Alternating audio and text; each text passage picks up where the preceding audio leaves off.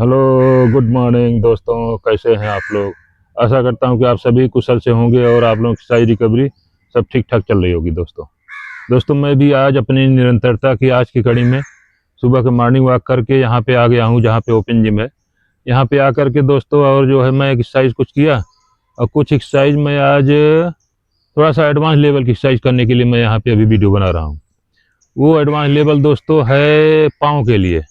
पाँव के लिए क्या है कि पाँव में जिस समय एक पेशेंट चलना तो सीख जाता है, चलना सीखने के बाद क्या होता है कि उसमें उसकी वो जो चलने की क्वालिटी होती है, वॉक क्वालिटी होती है, वो थोड़ा सा उसमें फ़र्क रह जाता है, कुछ न कुछ यानी गलत आदत पकड़ लेता है वो।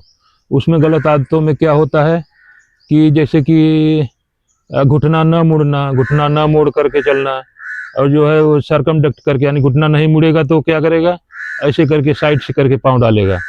तो और पाँव डालेगा साइड से करके। तो इन सब कमियों को दूर करने के लिए दोस्तों उसमें क्या है कि कुछ अलग से एक्सरसाइज करनी चाहिए, जिससे कि एक पेशेंट की उसमें रिकवरी दूसरे तरीके से यानी सही हो सके, जो उसकी वॉक क्वालिटी है वो सही हो सके। तो उस वॉक क्वालिटी को सही करने के लिए जो जो एक्सरसाइज करनी चाहिए दोस्तों, उसी के बारे में मैं अभी आज डिस्कस करूँगा। तो पहली बात तो दोस्तों देखिए क्या है कि जिस समय कोई भी पाँव की एक्सरसाइज अगर आप करते हो, पाँव की एक्सरसाइज करने के लिए आप जो आपका जो अफेक्टेड हैंड है, हाथ है, उसको भी इंगेज करना चाहिए।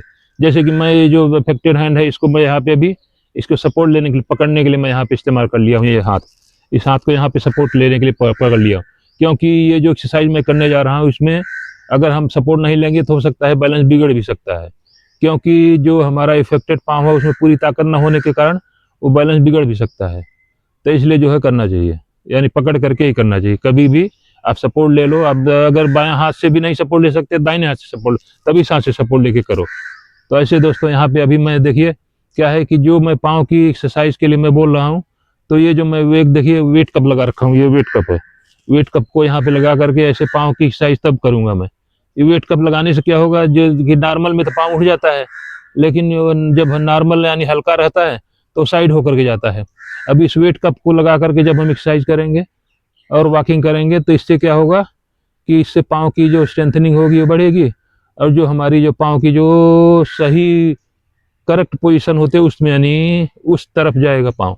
तो जैसे कि अभी मान लीजिए मैं पाँव जब उठाता हूँ, जैसे उठाता हूँ तो वैसे बाएं की तरफ भागता है, लेकिन जब वजन रहेगा तो जो है सीधे जो है हमारा घुटना से मुड़ करके, अब यानी कि इस तरह से देखिए, जैसे दोस्तों अभी पहली एक्सरसाइज जो है ऐसे इस तरह से यानी घुटने को इससे यानी थाई के लेवल तक उठाओ, यानी यानी यहाँ पे जो 90 डिग्री का एंगल बनना चाहिए, इतना उठाओ। यहाँ पे 5 सेकंड होल्ड रखो और फिर दोबारा नीचे ले जाओ। और फिर इस पर ऊपर वेट भी देना है, इसके ऊपर वेट दे करके फिर दोबारा जो है इसको यहाँ तक उठाओ, और जो उठा कर यहाँ 5 सेकंड होल्ड रखो और फिर जो दोबारा नीचे करो। इस तरह से ऐसे करके दोस्तों ये कम से कम 10 का रिपीटेशन करो, क्योंकि 10 के 2 रिपीटेशन भी कर सकते, जैसे ही जिस पेशेंट में ताकत होती है वैसा करना चाहिए। तो इस तरह से दोस्तों ऐसे जो है इस तरह से एक्सरसाइज करनी चाहिए। वेट कप लगा करके इस तरह से घुटने को यानी यहाँ तक मोड़ो, यानी इससे जो है आपकी एक्सरसाइज घुटने की जो मुड़ने की आदत पड़ेगी, और जो हमारा पाँव जो सरकमडक्ट होके जाता है उसकी यानी वो आदत सुधरेगी। तो इस तरह से दोस्तों कर ये एक्सरसाइज कम से कम 10 के जो है 2 सेट करो।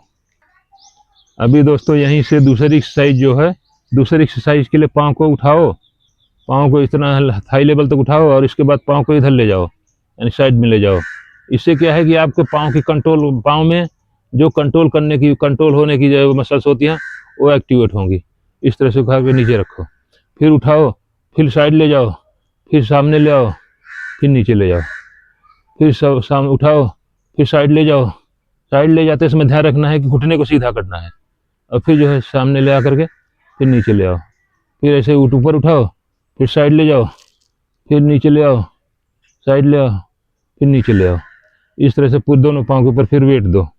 इससे क्या है दोस्तों, आपके पाँव का जो कंट्रोल होता है, जो आपका पाँव भागता है वो भागने के लिए कंट्रोल करेगा।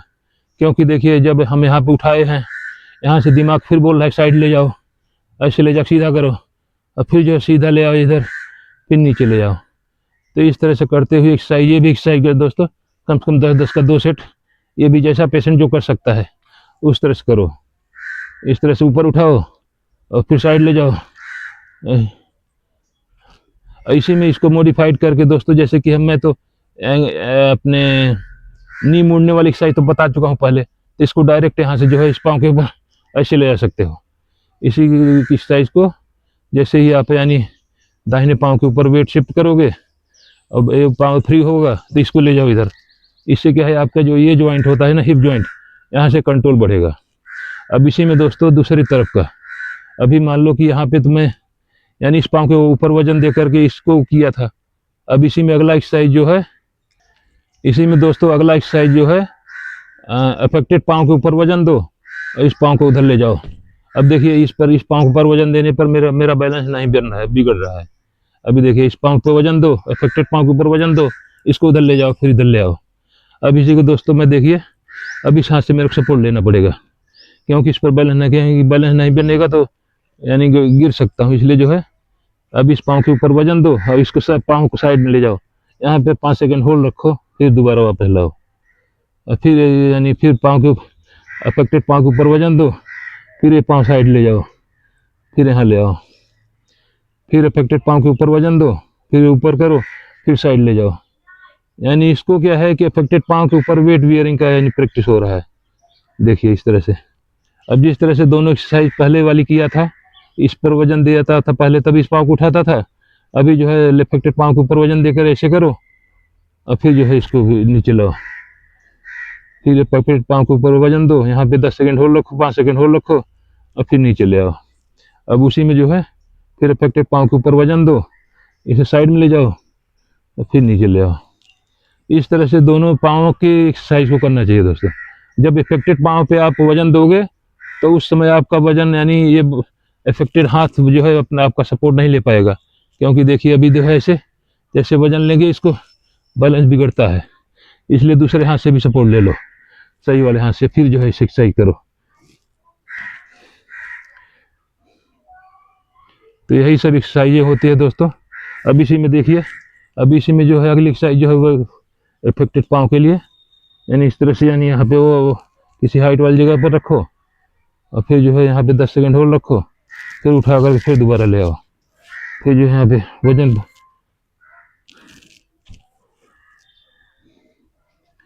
तो इस तरह से दोस्तों अभी मैं यहीं पे इस वीडियो को फिनिश करता हूँ। और वीडियो अच्छी है दोस्तों, वीडियो को लाइक कीजिए, चैनल को सब्सक्राइब कीजिए और किसी ज़रूरतमंद को शेयर कीजिए। तो दोस्तों थैंक यू, मिलते हैं अगले वीडियो में।